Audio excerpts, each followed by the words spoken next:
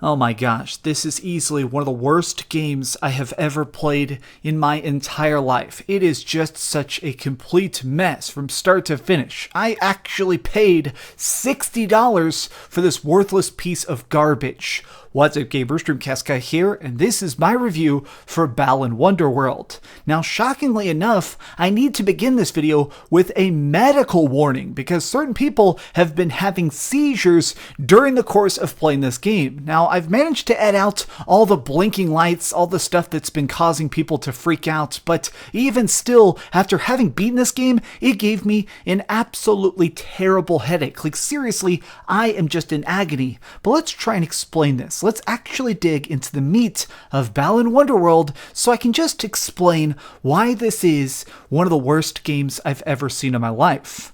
Now let's start off by talking about how things work, the flow of Wonderworld. So this works like a very crappy version of Super Mario 64. And what I mean by that is that in Mario 64, you're going through a bunch of worlds. You can choose whichever you want, and then as you go into them, there's specific objectives. By doing them, you get these trophies, which let you go on to fight next bosses, to unlock more stages. Well, Wonderworld works like that. There's a huge hub, and in this, you get to choose the order of stages you want to do, going from ice worlds to fire worlds to a carnival land or a gigantic chess universe and stuff. And once you go here, you start to see the flow of how things work. Basically, this is a costume platformer. As you're going through this, there's only 2 buttons in the game itself. I mean, this is just so weird to say, but there are 2 things you can do: switch costume and action. If you're wearing a costume that lets you jump, then the action button makes you jump. If you're wearing a costume that lets you punch, the action button will only let you punch, which means that a lot of times you end up having to constantly switch costumes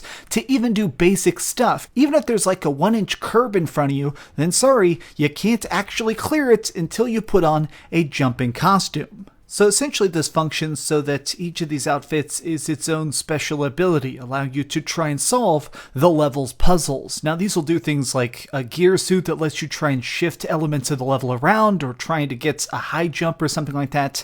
Now most of these costumes are incredibly boring. Most of them are just really simplistic, but a few are admittedly kind of interesting, like a moth costume that makes it where you can fly, but only if you shut the lights off, or like this stretchy outfit that works as kind of like a reverse high jump. My problem is that a lot of these mechanics are repeated. Like some of these costumes are straight up replicated over and over again. Like this is the catwalk ability. Catwalk lets you like hover. You're prancing across the air. Where this is another one, the bubble walk from World 2. These do the exact same thing. Or the pumpkin puncher, this throws damage. It does the same thing as any of the other shooting costumes. It makes it where a lot of your closet of costumes are completely wasted. Like so much of this game is just so incredibly and pointlessly repetitive. Like let me show you by far the worst parts. Oh my god, the part of this game that drives me nuts is the fact that you need these trophies to unlock the next stage, right? So that means that a lot of times you have to go in here and it's not just about solving puzzles. Sometimes there is like a specific challenge that you have to beat in one try, or you have to play the entire level again. Like here's a specific one. Sometimes you'll be walking along and it'll say like, okay, now you have to play soccer, or you have to go bowling, or you have to play baseball or something. Like each of these sport challenges, you just randomly stumble upon them and you have to learn it, master it, and do it perfectly. If you don't get a perfect score, it doesn't give you the Balan trophy, which means you have to leave the stage, come back, and do it again. But you know what's even worse than that? It's not just the repetition of going through levels again and again and again, trying to do these stupid little mini games. It's the fact that some of them are literally identical. This is a side-by-side that I'm editing in here to try and just demonstrate. This is the thing that shows up in every stage called the Balan bout. Now the way the Balan bout works is that basically there's these shadows on the screen. You have to press X as soon as they line up with Balan himself. Well, you do this over and over and over again. I did this single mini game 30 times. Do you know how annoying it is to actually do this stupid freaking mindless minigame again and again and again? And if you're off by a fraction of a millisecond, if you're not just pixel perfect, then you might as well just instantly just quit out of the stage and go back in. Now you might be just saying that I'm too worked up, that this is a game for little tiny children, that it's not supposed to be fun, it's just supposed to like have bright and flashy colors. Here's why I hate when people say that. This game is made by Yuji Naka. This is the guy who invented Sonic the Hedgehog and Nights into Dreams. Sonic the Hedgehog, a lot of Sonic games, yes, those are directed towards children, but they're still fun. Mario games are directed towards children, but they're still fun. If you're making a game for kids, it should still actually be fun. Going through these stages again and again, repeating mechanics, repeating the orders, repeating these minigames, all to try and just hopefully get to the next piece of annoying forced content is incredibly freaking basic. But let's talk about what else you get to do in this game. So there is a hub world that when you go out to, this is where you get a chance to wander around and choose the stage you want to play next. Now during the course of this, you go here a lot, and there's this weird thing that works kind of like the Chow Gardens in Sonic Adventure. You get a chance to lay down these little tiny creatures and stuff, these little fat animal things, and you can feed them the crystal power-ups you find throughout the levels. Now as you charge these guys up and collect more of their eggs and stuff, you keep depositing these little tiny birds, and they slowly build this huge tower. Now here is just something incredibly strange. All the stuff in this hub world has a name, and they're just weird random names. Like this island itself is called Tim, this tower is called the Tower of Tim, this weird thing in the sky is supposed to be a clock, but it doesn't work like a clock is. It's called Happiness. There's this weird bird statue that you have to pray to. That thing is officially named Father. Like, there's just so much in this game that's weird, but you keep having to come back here. You keep having to feed them crystals and power them up to slowly expand this island itself. That way it gets bigger and better and stuff. But all of this just sucks.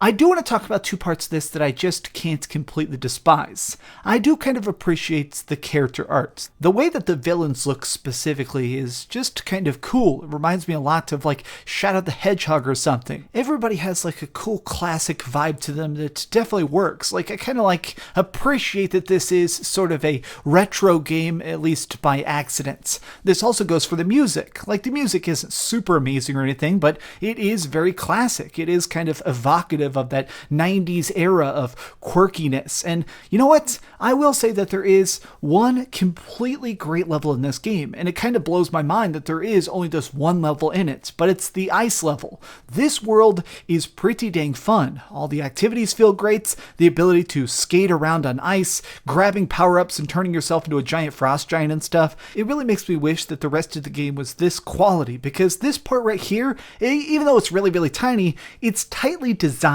Every part of it, even though the level itself is relatively short, it makes sense. It's actually fun to play, which for the rest of this game, I can't really say. I get so frustrated talking about this game because it's just such wasted time. It's wasted money. 99% of this experience is just picking up costumes, going back to old stages, and using some very specific abilities to unlock that next Balan figurine. So much of this is repetition to the point at which it goes past boredom. It goes past frustration. It goes into the depths of hell. This is one of the worst games I've ever played in my life. Do not buy it. Do not get it for $5 even on sale. Balan is not worth it.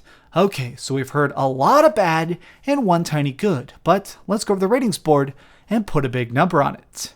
I am giving Balan Wonderworld a 2 out of 10. What a miserable freaking time this was. Completing this was just so much regrets. I mean, I still can't believe that I played this right after Monster Hunter World, which was easily one of the best games of the year. Please go watch my Monster Hunter World review. I gave the game a 10 out of 10. It's freaking top notch. If you want to play a game that's actually worth your time, that's worth your freaking money, that's worth your respect, if nothing else, please go check out that. But this game, burn it. It's terrible. Oh my God. Oh my God. I want to lay down. Oh my God.